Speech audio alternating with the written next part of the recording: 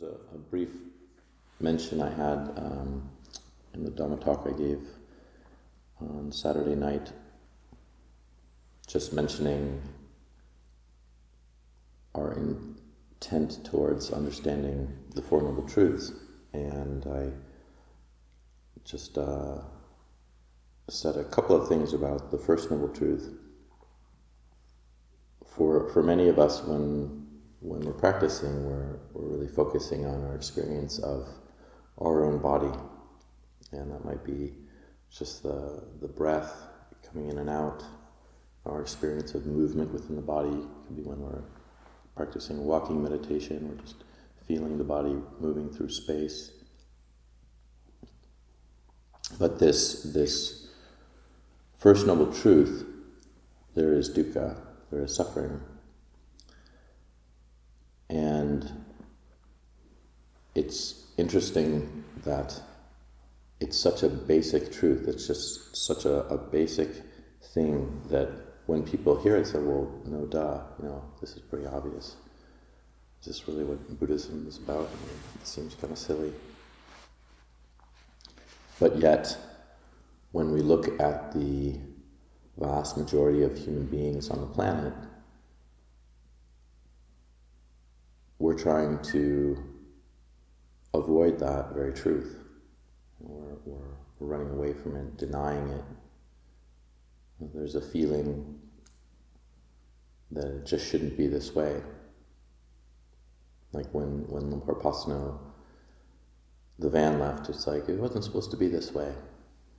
And it's just such a normal part of our experience all the time. So when we chanted the 4 Brahma Viharas this morning, the fourth one that we wish to pervade is that of equanimity. And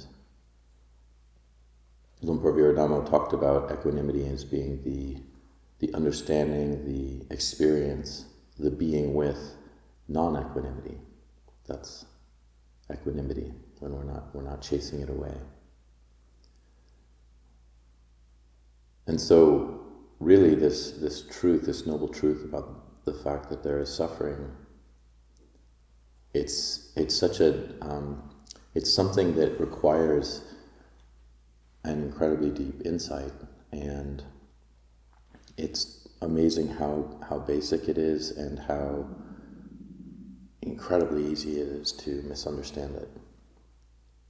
Just our continual experiences, I don't like this, I don't want this, or I wish it was some other way, I wish it wasn't like this, I wish it was colder, or I wish it was warmer.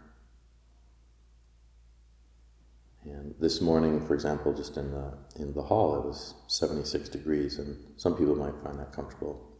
Wearing our robes, it can get a bit warm like that. And personally, I find that temperature pretty uncomfortable. But for others, they might think, wow, it's way too cold. We were talking about monks who come from Thailand, they can wear like 3, 4, 5, I think someone said 7 layers, even when it's warm for some of us. And so our minds are constantly kind of trying to figure out how can I be comfortable, how can I not suffer, and that's very natural.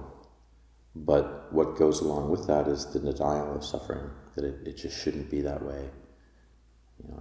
I shouldn't have to feel warm. Things should be just right, how I want them.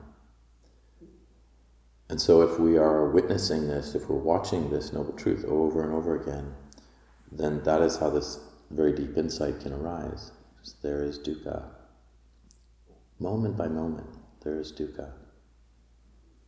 Until slowly the knot of dukkha, the tightness of it, begins to unfold, and we can be present with our experience of not wanting, with our experience of it should be some other way that I like it. And once we begin to catch ourselves, there's the release of that dukkha. We're no longer clinging and holding around it. And we become the witness. And for everyone here, we've been practicing enough time to see just how very difficult that is. To let go of that dukkha, to, in a way, invite it in, to accept it,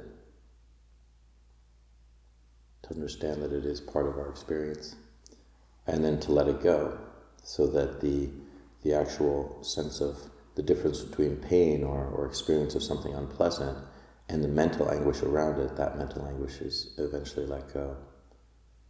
So then that very experience of dukkha changes. And I think everyone here has had some moments of that. And so that's our life, that's our practice, what we're actually interested in. So that someday there can be a release, and that doesn't mean we don't experience pain anymore. It just means that we don't make a problem out of it.